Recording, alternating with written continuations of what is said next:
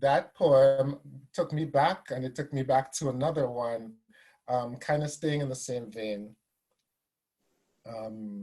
thinking about relationships and failures and successes and things we try to make life work. This one is called Featherweight. Chris, you're on the call. I'm calling you out. At any rate, Featherweight. Imagine he turns to you for comfort, returns to the abandoned nest to lay his head in your lap, as you stroke without touching fused wing bones, without remembering them break.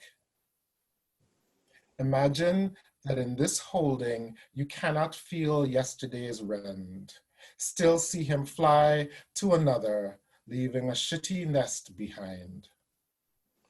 Imagine your mother did not sing this to you in the cradle. If I had wings like a dove, I would fly, fly away. Imagine you were never a boy confused by folk song tales of brown skin girl, stay home and mind, baby. Imagine your mother leaving, or the weighty woe of her staying. Imagine a boy glad and guilty. Take me, take me, take me down to Lossy Road. Imagine he will stay with you always, clean and refeather the nest. Imagine you will fly in tandem over Losiro waves, harmonize calypsos on the sand. And while you imagine, touch fused bones, hear the breaking, remember the songs, unravel choruses, and honor your mother, weigh a single fractured feather. And so there's this thing that I feel I need to say, and it's something that I've said a lot over my life. That line about honoring my mother is true and important and priority to me. And she and I have both had a hard time over the past few months, but poetry is this beautiful thing that helps me heal, and we've used poetry to get together, and there's a poem I wrote that she loved, that she read. And so I thank my poetry community, my writing community, many people who are here today. And I celebrate, again, organizations like One Breath Rising. And this is, Joy didn't mention her husband, Daryl Allian's vision and project and passion. And that matters in the world. It matters in our lives when we struggle to make it through. So honoring my mother through poetry, I'll continue.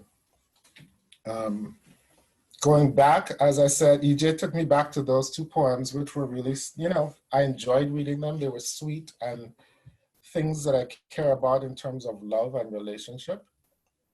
But I also went back to a couple poems that I found, which sadly are still really relevant, and they read like if I read them today, if I wrote them today. So I'm gonna do two of those. And the first one is called America First. American terrorists hold office, wear uniforms, badge or hood, crew cut or shaved head. American terrorists carry burning torches or nightsticks. American terrorists upend constitutions, flaunt law of the land, never meant for original landowners or 3/5 of men or women. American terrorists are clean cut, like colonialists or colonizers, resolute like empire builders, imperialists, or, well, terrorists. American terrorists love guns more than God, property more than people or peace. Let's wage war on terror. America first.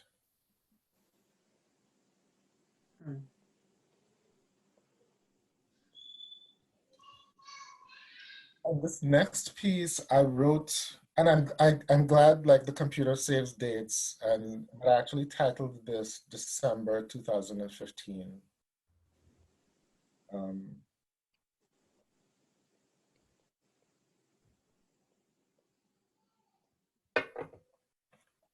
this poem is about crisp December air and dulled solstice sky, a stream of red tail lights on a Brooklyn street. This poem is about the sculpture Bare Trees Carve in Orange Streetlight, gray shadows cast on East New York sidewalks. Were it noon, this would be a poem about clouds and pigeons flying cursive formation over low roofs. If it were summer, this would be a poem about green grass and blue sky, about color and light, nature and city sprawl.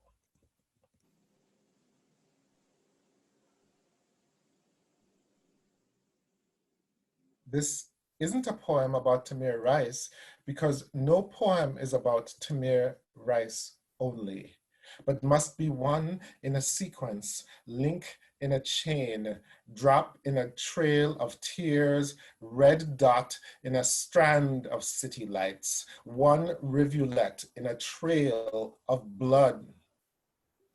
Not a poem about the toddler who falls on the East New York sidewalk beneath light-carved trees, rises and runs on little feet over harmless gray shadows beside a woman with a gentle voice. This is not a poem about boys and mothers, possibilities. If some held sway, this would be a poem about anger and fighting, about feeling either powerless or emboldened by outrage. If some had say, every poem I ever write or breathe or spit would be rage. I, incapable of feeling. Crisp December air under a solstice sky.